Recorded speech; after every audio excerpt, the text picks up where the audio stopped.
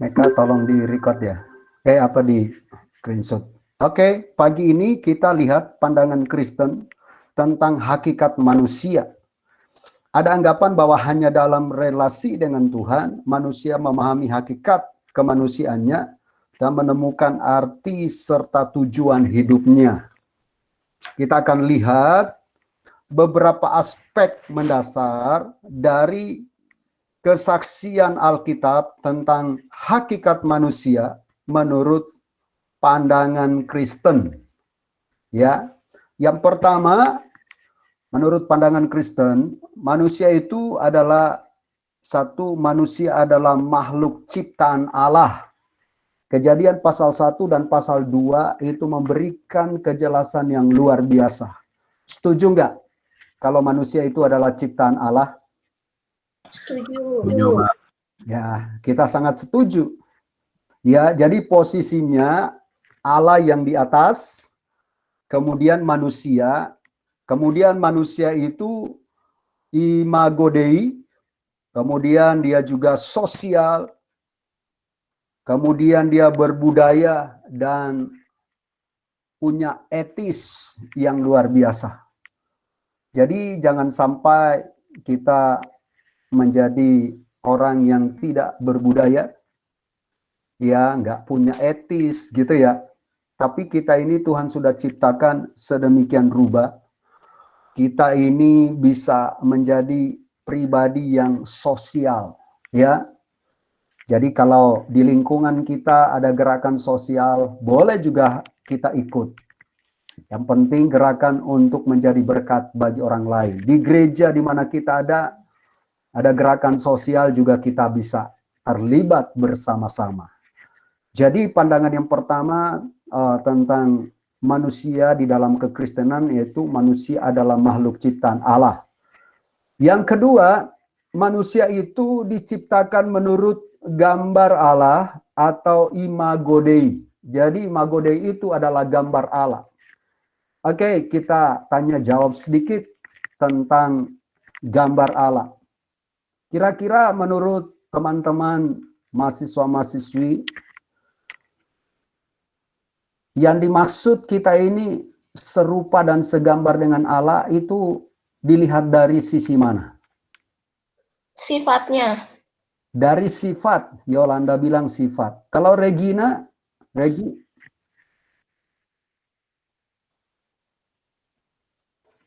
Halo Regina. Halo. Ya. Kedengar nggak Pak suara saya? Ya. Ya. Apa? Menurut kamu manusia diciptakan menurut gambar Allah itu seperti apa? Dilihat dari sisi apa? Tadi Yohana bilang dari sifatnya. Yolanda bilang dari sifatnya. Kalau Regina? Seperti gambar dan rupa Allah. Ya. Iya maksudnya. Oh, maksudnya sama sih Pak, sifatnya juga sih biasanya. Sifat, dari sifat juga. Dari kelakuan gitu. Jadi dari sifat, dari karakter. Ya. Iya, karakter. Dari spiritnya, semangatnya, rohnya, ya kan? Kenapa? Kalau dilihat dari fisiknya, kayaknya nggak pas. Kenapa? Karena kan kita ini aja, wajahnya aja udah beda-beda, betul lah ya? Jadi yang dimaksud dengan manusia diciptakan menurut gambar dan rupa Allah, yaitu roh yang Tuhan hembuskan. Itulah yang bekerja dalam kehidupan kita.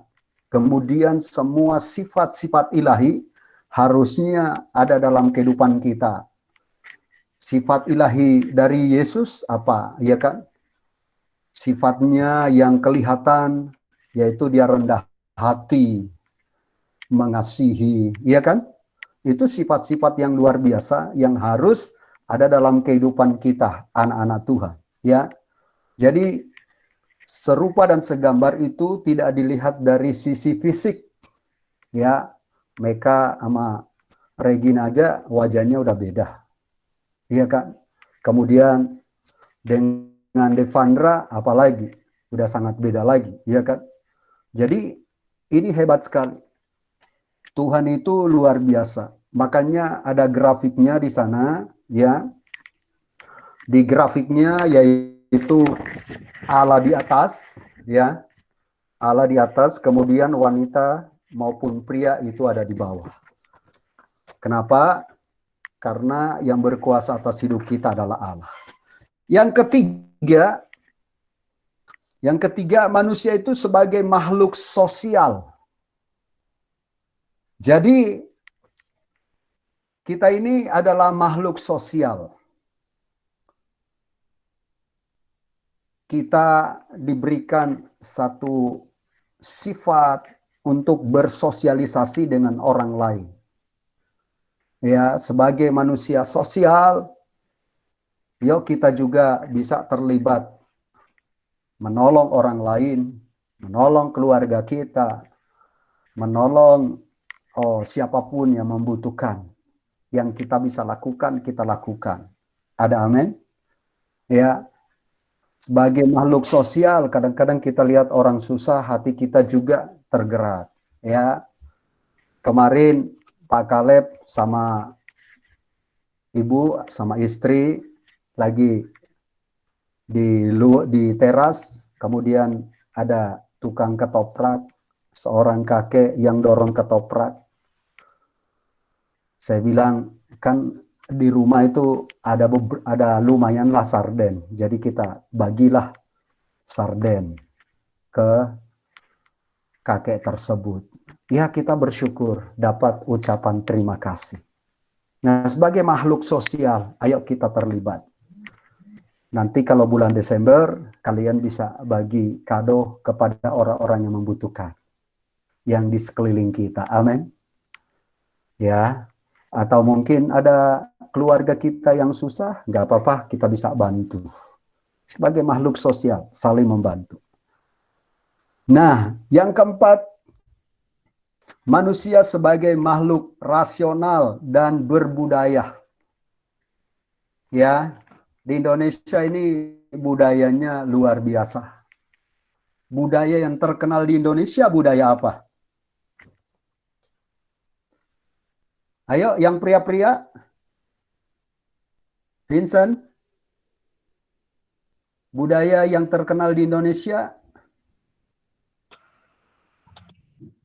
Batik. Ya. Budaya apa? Yang mulai redup juga.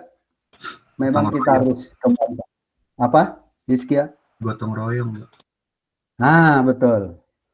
Itu budaya yang hebat tuh adalah gotong royong. Ya, jadi nanti Rizkia kalau udah jadi gubernur atau jadi bupati atau jadi pejabat apa dah yang memimpin satu wilayah, mari kerahkan budaya gotong royong. Karena itu luar biasa. Dan itu pun kalau di gereja bagus. Ya, jadi supaya keuangan di gereja juga nggak keluar, harusnya jemaat ada waktu gotong royong sama-sama, mungkin mengecat gereja, itu juga bagus. Itu budaya-budaya yang bagus, yang perlu kita kembangkan. Nah, Allah menurut Alkitab memberi perintah kepada manusia untuk memerintah, menaklukkan, serta memelihara alam semesta, menunjukkan adanya hubungan yang tidak terpisah antara manusia dengan alam semesta ini. Jadi, berbudaya adalah perintah atau pendapat yang kita sebut dengan mandat kebudayaan. Ya, kita anak-anak Tuhan, kalau dulu di Jakarta itu kan banyak tuh telepon pinggir jalan ya. Ya, kalau yang tinggal di Jakarta atau yang pernah ke Jakarta zaman dulu itu masih banyak tuh telepon koin ya. Tapi seringkali kita sedih karena kita mau pakai teleponnya kabelnya udah putus, udah dirusak, udah dicongkel, diambil koin-koinnya. Nah, itu budaya yang tidak bagus. Ya, di Depok juga, ya, itu perlu dihilangkan juga. Banyak tuh budaya-budaya yang tidak bagus. Misalnya, rolling door, ruko orang sudah dicat bagus-bagus. Tiba-tiba udah di-vlog, ditulis yang bukan-bukan. Nah, itu budaya-budaya yang tidak bagus. Tapi budaya yang bagus tuh luar biasa. Ya, banyak di Indonesia juga orang-orang yang hebat. Saya pernah lihat satu bapak, dia kemana-mana bawa adukan semen. Kalau jadi pakai sepeda, adukan semen itu, kalau dia lihat jalan lubang, biasanya dia tutup. Itu hebat sekali. Itu orang-orang yang luar biasa. Ayo budaya kita kembangkan. Nah, di dalam keluarga harusnya mulai dikembangkan bersama-sama. Kalau Meka ini berapa saudara, Mek? Kamu berapa bersaudara? Tunggal, Pak. Waduh. Ya, tapi masih ada saudara-saudara lainnya. Masih Ya, sepupu. ya, sepupu-sepupu ya. Jadi kamu juga bisa terlibat membantu mereka. Jadi setiap kita punya porsi yang luar biasa. Kenapa? Karena Tuhan yang luar biasa. Yang terakhir, Alkitab mengatakan manusia sebagai makhluk etis. Nah, secara klasik Alkitab menggambarkan bahwa manusia diberi hukum atau nomos oleh Allah dalam bentuk larangan memakan buah pohon pengetahuan yang baik dan yang jahat. Kejadian 2 ayat 27. Ya, itu bicara etis. Jadi bukan masalah Adam dan Hawa makan buah apa, tapi sudah dikasih nomos oleh Allah, ya dikasih hukum. Tapi manusia tetap melawan. Ya, sebagai anak-anak Tuhan, di Indonesia ada banyak hukum-hukum, ya. Kalau Pak Kaleb dulu ke kampus UP, itu biasanya di kampus UP itu orang bisa bawa sepeda motor berlawanan. Saya juga sempat ikut-ikutan, tapi terakhir saya sadar ini tidak benar. Ya, tidak benar. Jadi kita ini penting mengikuti aturan-aturan yang sebenarnya. Jadi teman-teman semua, kita ini manusia adalah makhluk etis dalam arti yang pertama, manusia mempunyai kesadaran etis, yakni kesadaran untuk membedakan yang baik dan buruk, yang benar dan yang salah, yang bertanggung jawab dan yang tidak bertanggung jawab. Yang kedua, manusia mempunyai kebebasan etis, yakni memilih secara bebas. Ketiga, manusia mempunyai pertanggungjawaban etis, yakni bertanggung jawab atas pilihannya. Jadi manusia ini diberi kebebasan. Jadi Tuhan tidak setting Adam dan Hawa seperti robot dikendalikan. Tapi manusia diberi kebebasan. Sampai hari ini, teman-teman juga dikasih kebebasan. Betul lah? Kebebasan buat kita bukan kebebasan yang tidak terkontrol. Ya, kebebasan di dalam firman Tuhan adalah seharusnya kebebasan yang terkontrol. Ini sesuai firman Tuhan? Tidak. Ini sesuai kebenaran? Tidak. Ya kan? Jadi Tuhan kasih kebebasan, tapi kita harus lihat kebebasan yang seperti apa. Kalau misalnya di Indonesia, kebebasan berdemo juga ada. Tapi ada standarnya. Tidak berdemo secara anarkis. Betul lah? Berdemo dengan tertib, menyampaikan aspirasi dengan baik, dengan tertib. Tapi seringkali demo di Indonesia itu disusupin, sehingga bisa jadi keributan, bisa jadi perang. Karena itu seringkali Pak Kaleb berhadapan dengan mahasiswa-mahasiswi seringkali ingatkan, ya, kalau mau aman, lebih baik nggak usah ikut demo. Kenapa? Supaya kalaupun disusupin kita tidak celaka. Ya, bukan berarti Pak Kaleb larang orang berdemo, tidak. Kalau berdemo dengan tertib, mengusulkan aspirasi dengan baik, nggak apa-apa. Tapi kalau udah bakar-bakaran, lempar-lemparan, itu bahaya. Bayangkan, kalau kena batu yang besar, kita pingsan atau meninggal, siapa yang rugi? Harusnya kita masih bisa ya melakukan tugas yang daripada Tuhan, menjadi berkat buat keluarga. Itu yang harus kita kembang. Oke, yang terakhir Pak Kaleb kasih arti dari permainan yang teman-teman ya, Romesko sudah bikin videonya ya, Pak Kaleb belum sharing ya, yaitu 4 balon yang luar biasa. Nah itu termasuk gambaran juga buat kita.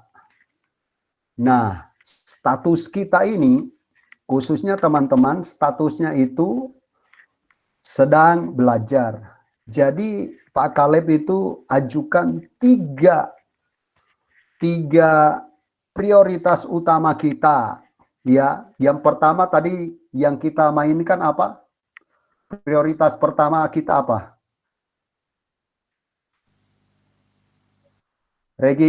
Regina, Iya, Pak.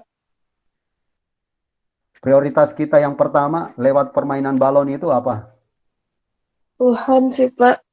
Tuhan Yesus. Tuhan. Hubunganmu dengan Tuhan harus yang utama. Iya. Bangun tempat tidur berkata, Tuhan terima kasih. Aku tahu Tuhan begitu mengasihi saya. Bawa saya untuk mengasihi Tuhan. Ya. Iya, Pak. Prioritas kedua apa, Adventia? Kenapa, Pak? Prioritas kedua dalam permainan balon? Keluarga, Pak. Keluarga. Ya, jangan lukai keluargamu, oke? Baik. Jadilah berkat buat keluarga. Doakan keluargamu. Punya berapa saudara, Adventia? Anak tunggal, Pak. Wah, tunggal juga. Ini rata-rata tunggal nih. Ya, jadilah yang terbaik. Berarti papa mama sedang menaruh harapan yang tinggi buat kamu. Ya.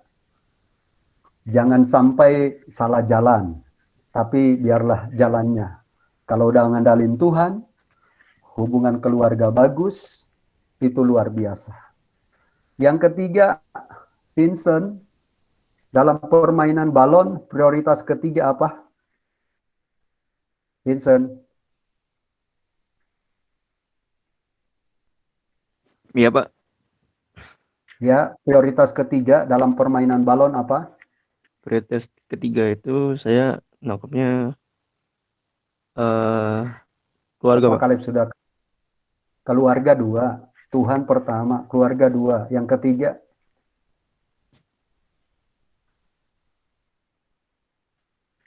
kuliah ya, pendidikan ya. Iya, Karena Pak. kalian status sebagai mahasiswa, jadi diprioritaskan kuliah. Banyak tugas yang dikasih dosen, kerjakan secepatnya. Jangan menunda. Jangan mengabaikan. Gampanglah tugas, nanti nyontek yang lain. Akhirnya kita bukan belajar, malah jadi tukang contek ya. Jadi kita belajar, fokus, baca buku, belajar dari media. Banyak hal yang kita bisa pelajari. Baca Alkitab setiap hari. Kenapa? Karena Alkitab akan memberikan berkat-berkat, bahkan lebih daripada inspirasi. Ya, jadi yang ketiga, 3 prioritas ini utama. Ya, Pak Kaleb sudah mulai baca hasil-hasil kalian. Suka ketawa juga. Ada yang ketangkap bisa cuma 2, ada yang ketangkap 4-4-nya. Hebat juga bisa nangkap 4-nya. Ya, biasanya rata-rata kalau 3 balon itu biasanya masih bisa ketangkap. Tapi kalau udah 4 rata-rata ada yang jatuh. Artinya apa? Ayo kita kasih prioritas. Bukan berarti Pak Kaleb larang kalian pacaran ya. Pacaran itu nomor sekian. Kalau kalian udah berhasil, udah cantik, ganteng, berhasil, pastilah Tuhan sudah siapkan yang terbaik ya. Jadi prioritas kita yang utama Tuhan, yang kedua keluarga, yang ketiga belajar. Ya, yang keempat itu nanti kita kalau udah semester akhir udah mulai berdoa supaya punya pasangan hidup, nanti Tuhan kasih yang terbaik. Oke. Itu menjadi prioritas kita, menjadi berkat buat kita semua. Jadi bukan hanya sekedar kita main balon, tapi ada arti yang luar biasa di sana. Ya, jadi belajarlah semakin banyak sehingga berkat-berkat juga makin banyak.